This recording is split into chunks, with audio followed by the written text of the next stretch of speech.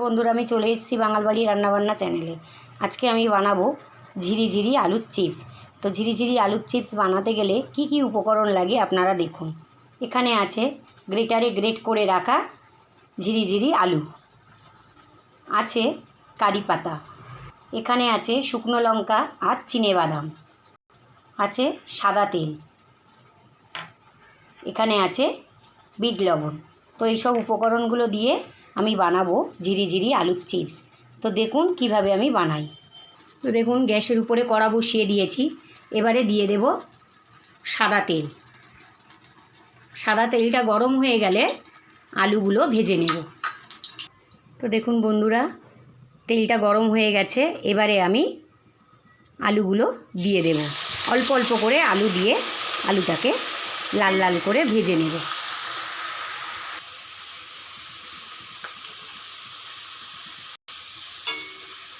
তো দেখুন, এইভাবে আমি আলুগুলো ভেজে নেব। ভাজা হয়ে গেলে তুলে নেব। তো দেখুন বন্ধুরা, লাল লাল করে ভাজা হয়ে গেছে। এবারে আমি এগুলোকে তুলে নেব।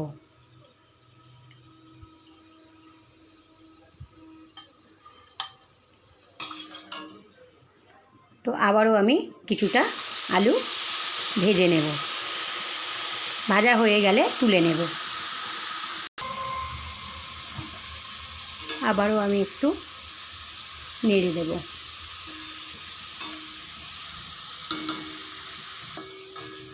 এটাও রেডি হয়ে গেছে। এবারে আমি তুলে নেব। দেখুন বন্ধুরা, আলুর চিপসগুলো তুলে নিয়েছি। এবারে আমি ভেজে নেব বাদাম আর লঙ্কা। এবারে আমি বাদাম আর লঙ্কাগুলো ভেজে নেব।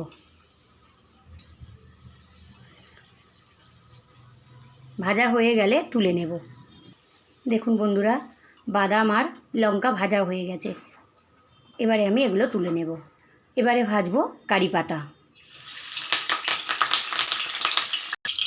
তো দেখুন বন্ধুরা, কারি পাতাগুলো ভাজা হয়ে গেছে। এগুলোকে আবার তুলে নেব। তো দেখুন বন্ধুরা, আমার বানানো রেডি হয়ে গেছে ঝিরিঝিরি আলুর চিপস। এর মধ্যে দিয়ে দেব একটু বিট লবণ। তাহলে রেডি হয়ে গেছে ঝিরিঝিরি আলুর চিপস। তো দেখুন, উপর থেকে বিট লবণ ছড়িয়ে দিয়েছি। দেখতেও খুব সুন্দর হয়েছে। হ্যাঁ, তো আপনারা এইভাবে বাড়িতে ঝিরিঝিরি আলুর চিপস বানিয়ে খেয়ে দেখুন, খুব ভালো লাগবে। ছোট বড় সবাইয়েরই প্রিয়। আর ভিডিওটা প্রথম থেকে শেষ পর্যন্ত দেখবেন। যদি ভালো লাগে তাহলে একটা করে লাইক, কমেন্ট, শেয়ার, সাবস্ক্রাইব করে দেবেন। আর বেশি কথা কিছু বললাম না। শুভ দুপুর।